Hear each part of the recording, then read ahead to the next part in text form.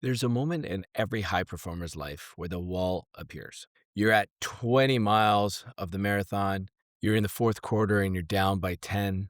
You're staring at a business crisis that looks unsolvable. Your brain starts screaming one word: stop. It says, "This is too hard. This hurts. I'm scared. Quit." That voice isn't weakness. That voice is biology. It is your brain trying to save energy. It is your survival instinct trying to keep you safe. But you didn't sign up for safe. You signed up for great. The difference between the amateur and the elite isn't that the elite don't hear that voice. The difference is that the elite have trained themselves to ignore it. They have learned to be comfortable in the chaos. Welcome back to The Stress Advantage, powered by Breathe to Thrive. I'm Shay Patel. We've covered the manifesto. We've covered the hardware. We've covered the fuel and the gearbox. Today, we put it all together. Today is about resilience. I'm going to show you how holding your breath, literally starving your brain of air, is the single most effective way to train your mind to handle life's pressure. If you want to know how to stay calm when the world is burning down around you, let's get into it. So let's go back to carbon dioxide for a second. Remember air hunger? That feeling when you hold your breath and your diaphragm spasms and your throat tightens? That feeling is chemically identical to panic. When CO2 rises in your blood, it triggers the amygdala, the fear center. It sends a signal that says, imminent threat, do something now. Now think about the last time you were stressed at work, or the last time you had a fight with your spouse. What did it feel like? Tight chest, racing heart, urgency, a desire to run away or yell? It is the exact same pathway. Your brain cannot tell the difference between I need air and I need to escape this uncomfortable email chain. To the nervous system, stress is stress. This is the breakthrough. If you could train yourself to tolerate high levels of CO2, if you can sit with that feeling of air hunger and not panic, you are literally training your brain to tolerate emotional stress. You're building a callus on your mind. When we do breath holds in Breathe to Thrive, we aren't just training lungs. We are training the quit button. We're teaching you to look at that alarm signal and say, I hear you, but we aren't stopping. There's a famous quote often attributed to Viktor Frankl, the Holocaust survivor and psychologist. He said, between stimulus and response, there's a space. In that space is our power to choose our response. In our response lies our growth and our freedom. Most people have no gap. Stimulus, boss yells. Response, you yell back. Stimulus, traffic jam. Response, road rage. Stimulus, pain in a workout. Response, quit. They are reactive. They are slaves to their nervous system. The stress advantage is about widening that gap. When you practice breath work, when you feel that urge to breathe, but you force yourself to wait another 5 seconds, you are physically widening the gap. You're creating a pause. In that pause, you regain control. You move from the amygdala, emotion, to the prefrontal cortex, logic. You decide, I'm not going to yell back, I'm going to negotiate. You decide, I'm not quitting, I'm going to push harder. Resilience is simply the ability to create space between the pain and the reaction. Okay, so let's get practical. How do we train this? We can do static breath holds like the Bolt score, which is great, but life doesn't happen when you're sitting on the yoga mat.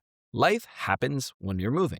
So we could do static breath holds, and we could also do dynamic breath holds. Now, the important thing here is whenever you're doing a breath hold, you do not want to be driving, operating heavy machinery, or be by yourself. Always be with somebody or with a professional who knows how to conduct this kind of practice. So I'm going to give you one of my favorite drills that we use, which is the air hunger walk. So what you're basically going to do is you're going to go for a walk outside or on a treadmill. Take a normal exhale through your nose, pinch your nose, or just hold the breath in, and keep walking. Count your steps, 10, 15, 20.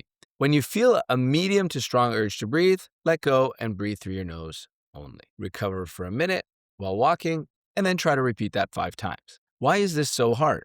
Because your muscles are burning oxygen to walk, so CO2 builds up faster. Your brain will scream at you, breathe, you're walking, you need air. Your job is to stay calm. Relax your shoulders while you walk, soften your face, do not let the panic take over the body. If you can do 10 steps, for 15. If you can do 20, you're getting stronger. If you do 40 on an exhale hold while walking, you're bulletproof. When you do this drill, you're simulating a high pressure environment. You're creating suffering on purpose. So that when the real suffering happens, when the market crashes or the game is on the line, You've been there before. You know the sensation, and you know you can handle it. So let's recap a little bit about the Breathe to Thrive system. The philosophy. Stress isn't bad, it's energy. We don't avoid it, we use it. The mechanics. We breathe through the nose, we engage the diaphragm, not the chest. The gears. We use upper regulation to ramp up, sympathetic nervous system, and cadence breathing to wind down, the parasympathetic nervous system. The mindset. We use breath holds to train our tolerance for discomfort, so we get stronger and more resilient. This isn't a biohack you do once. This is a way of living. It's about walking in a room and knowing that no matter what happens, you can regulate your own physiology. That is the ultimate competitive advantage. You can have the best strategy, the best talent, and the best team. But if your nervous system cracks under pressure, none of that matters. So we've reached a critical point in our journey. We've looked at the first 5 episodes, which discuss stress as energy, the nervous system, gas and brake, carbon dioxide tolerance, upper regulation, down regulation, and comfort in chaos. We now have the garage full of high performance tools. You have the Ferrari, you have the fuel, you have the tires. But there's one thing missing, the GPS. It is one thing to know how to breathe to calm down. It is a completely different thing to recognize. In the heat of the moment, when the bullets are flying and the pressure's crushing, which tool to pull out of the box? Most people fail not because they lack the skill, but because they lack the protocol. They panic because they don't have a system to process the chaos. So, before we bring on any guest experts or we dive deeper into it, we're going to give you a blueprint. In the next episode, I'm going to teach you the framework I use with my elite athletes. It's called IDUR. Identify, deconstruct, understand, and respond. This is the algorithm for high performance. It is a step-by-step process to take any stressor, whether it's a 500-pound deadlift or a collapsing business deal, and dismantle it in real time. You do not want to miss this. This is the difference between knowing the theory and owning the result. For this week, your homework's simple. Do the air hunger walk. Start with 10 steps. Move on and build that tolerance and resilience. Because next week, we're going to take that tolerance and plug it into a system that will change the way you operate forever. I'm Shay Patel. We've built the foundation. Now we are going to get ready to apply it. Before we go, just a quick reminder.